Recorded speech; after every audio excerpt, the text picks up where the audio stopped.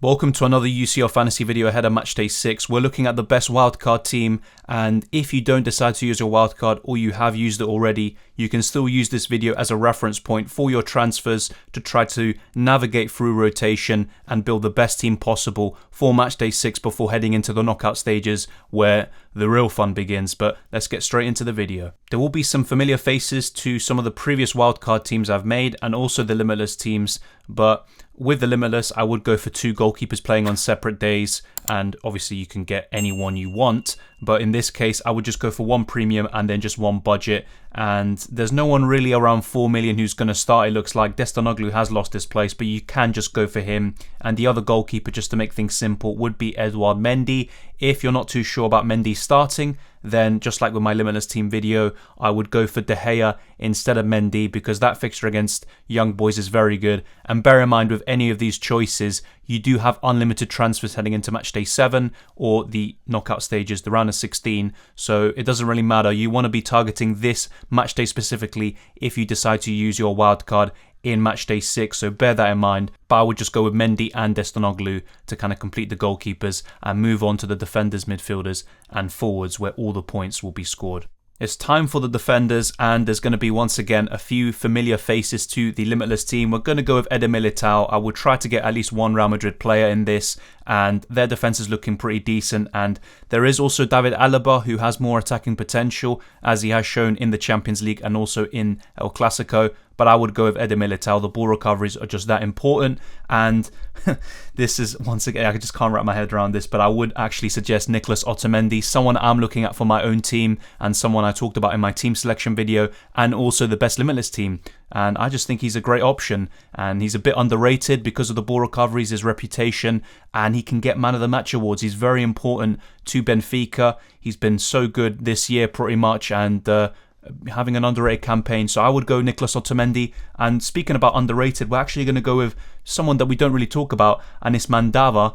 And look at his points throughout the season. He's a ball recovery machine, and even if Lille don't keep the clean sheets, 14 balls recovered in a game can just push him up into some very good points. But he has kept a few clean sheets this season, and he is facing Wolfsburg next. They did keep a clean sheet in Matchday 1. I wouldn't be too surprised if Lille were able to keep another. So I would go with Mandava. He's just a cheap option and someone that I haven't really discussed too much. He's someone that's kind of flown under the radar, 5.2 million, and with a lot of rotation with some of those options around 5 million and above, I think he could be a really good purchase and someone you can go for. And as I discussed in my Limitless team video, I would go for a Manchester United defender, and this might be a bit risky because Luke Shaw could still play, but I would go with Alex Telles, and I think this defence is already looking pretty solid, pretty decent, and you're not spending too much money in this department, so you have plenty in store for the midfield and attack. And we just need 1 more defender. I would kind of go for a budget option. It's up to you who you go for. You could select Woba or Ongweni. I would just go for Ongweni, who is slightly more expensive. So if you need that extra 0.1 million, you could just go for Woba, but I think Ongweni is just a bit more consistent with the ball recoveries, at least from what we've seen so far this season. That could of course change, but just for a budget defender, I would go with Ongweni, and that completes the back line. It's looking pretty decent, a lot of red shirts in there, but overall I think this could be pretty decent in Matchday 6 and score you plenty of points. None of them should really be subject to rotation. Alex Telles might not even start. That's the only kind of doubt I would have, but the rest should. Otamendi, for example, has a lot to play for, and Benfica just need a draw to qualify for the next round in the Champions League, which would send Barcelona down to the Europa League. The midfield is arguably the most important part of any team with these fantasy games, and I think it's very important to nail this. And it's risky. I talked about this in my Limitless team and also my team selection. Rotation could definitely be a part, but I would still go for Salah. I just think that there aren't really too many other options in Liverpool to play at that right wing spot, and Minamino tends to play on the left, if anything, when he does actually come into play, and Diego Jota plays on the left and up front. Mane just plays on the left. So Salah should be fine there on the right wing spot, and he is also trying to claw back the gap between himself and Haller and Lewandowski for the Golden Boot in the Champions League. So I think Salah will start, but just bear in mind there is the odd chance that he does get dropped. The same goes for Leroy Sané, but I would still go for him. And if you're just not sure about Sané, I would go for Chiesa or someone else like Pedro Goncalves instead. But Leroy Sané is looking pretty decent, and if he does start, he could do really well against Barcelona. So I would actually go for Leroy Sané. Just bear in mind that the rotation risk with him is probably even greater with Gnabry now back and also Coman. So there's plenty of competition for those winger spots. So Sané isn't entirely safe. And looking at the other midfielders, I would go for Jude Bellingham. He has been in a bit of trouble for some of the comments he made after the derby against Bayern Munich, but I think Jude Bellingham should be fine from that. Obviously, let's wait and see. But yeah, I think he will do a decent job there. Once again, we just have these budget restraints, so you can't go for all the options you want and get Chiesa or Bruno Fernandes, etc. But I would just go for Jude Bellingham and try to have a balanced midfield. And to complete this, actually, I will go for Jorginho.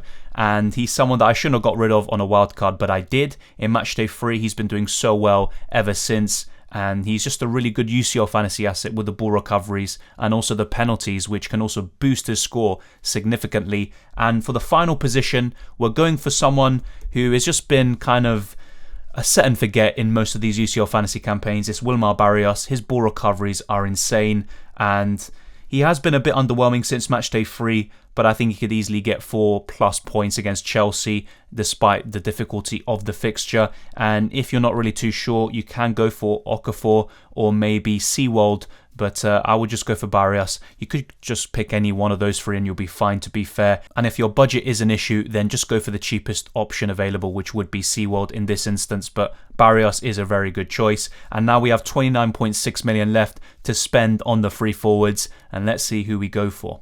Adeyemi will be the forgotten man, but he's still a good option. I just think there are better alternatives up front for Matchday 6, and this, of course, will be the final matchday of the entire year, and then we have a few months break up until February, and that's when Champions League kicks off again. But to conclude this team, I will go with Robert Lewandowski. Pretty much features every single time.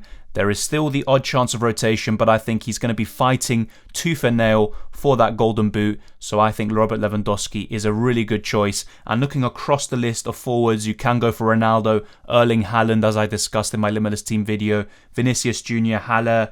Benzema is injured, remember, so he's kind of out of the equation. Antony's decent if he starts. Mbappe, he could do really well against Club Brugge, but I'm just not sure about Paris Saint-Germain under Mauricio Pochettino. They just seem disjointed and they are not getting anywhere near the best out of their forwards or their entire team, to be honest. So I would probably avoid PSG, despite the easiness of the fixture you would look at on paper anyway.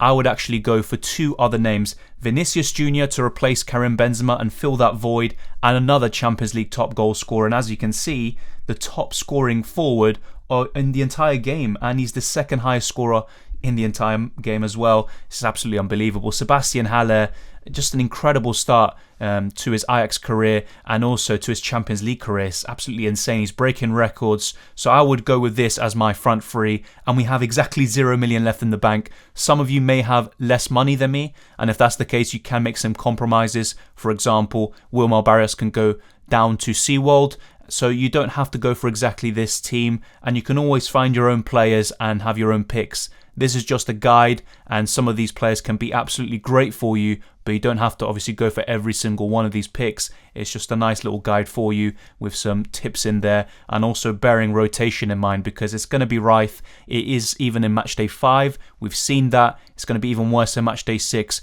especially for those teams who have qualified and already secured first position, like Manchester City, for example. But thank you very much for watching. If you enjoyed this, you know the drill. Smash the like button and subscribe if you're new around here. Follow me on Twitter and Instagram. It's still an _RCM. You can also join the Discord server. The link is in the description below. You can also join the UCL Fantasy League and check out my FPL videos if you haven't already.